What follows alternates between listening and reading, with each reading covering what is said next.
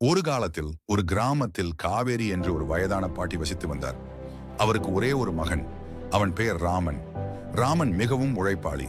ஆனால் அவனுக்கு தனது வேலையின் மீது திருப்தி இல்லை. அவன் எப்போதும் தன் கஷ்டத்தை பற்றியே புலம்பிக் கொண்டிருந்தான். ஒரு நாள் காவேரி பாட்டி ஒரு புதிய பளபளப்பான குடத்தை வீட்டிற்கு எடுத்து வந்தார். ராமன் ஆச்சரியத்துடன், அம்மா, இந்த குடம் மிகவும் அழகாக இருக்கிறதே, எங்கே கிடைத்தது என்று கேட்டான். இதுதான் உனக்கு ஒரு பாடம் சொல்லப் போகிறது மகனே என்றார் பாட்டி புன்னகையுடன். அடுத்த நாள் காலை காவேரி பாட்டி அந்த புதிய குடத்தை ராமனிடம் கொடுத்து அருகில் இருந்த கிணற்றிலிருந்து தண்ணீர் மொண்டு வர சொன்னார். ராமன் குடத்தை எடுத்துக்கொண்டு கிணற்றுக்கு சென்றான். கிணற்றிலிருந்து தண்ணீர் மொண்டும் போது குடத்தின் ஓரத்தில் ஒரு சிறிய ஓட்டை இருப்பதை கண்டான். தண்ணீர் கொஞ்சம் கொஞ்சமாக வெளியேறிக் கொண்டிருந்தது.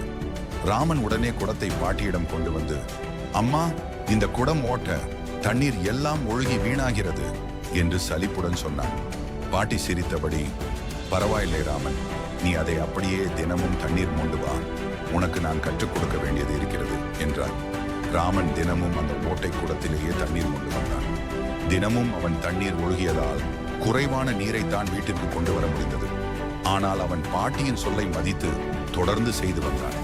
சில நாட்கள் கழித்து பாட்டி ராமனை கிணற்றுக்கு அருகில் அழைத்துச் சென்றார்.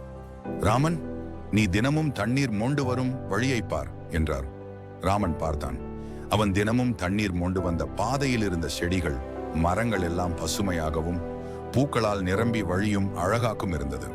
மற்ற பகுதிகள் எல்லாம் வறண்டு போயிருந்தன. பாட்டி மெதுவாக பேசத் தொடங்கினார்.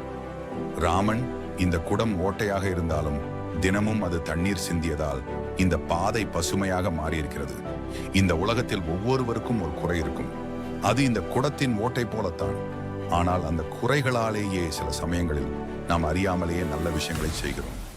இந்த குடம் தன் குறைபாட்டினால் இந்த பாதையை அழகாக மாற்றியதைப் போல உன் உழைப்பு குறைபாடுகளுடன் இருந்தாலும் அது உன் வாழ்வில் பல நல்ல மாற்றங்களை உருவாக்கும். உன் உழைப்பை நினைத்து நீ புலம்புவது வேண்டாம். அது உனக்கு தெரியாமலேயே பல நல்ல விஷயங்களை செய்யும்.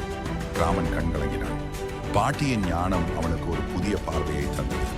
அன்றிலிருந்து அவன் தன் வேலை மீது எந்த குறையும் சொல்லவில்லை.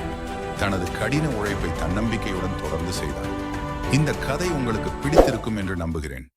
இது போன்ற கதைகளை நீங்கள் கேட்க விரும்பினால் நம்ம சேனலை லைக் பண்ணிட்டு சப்ஸ்கிரைப் பண்ணுங்க. நாம் அடுத்த கதையில் சந்திப்போம். நன்றி.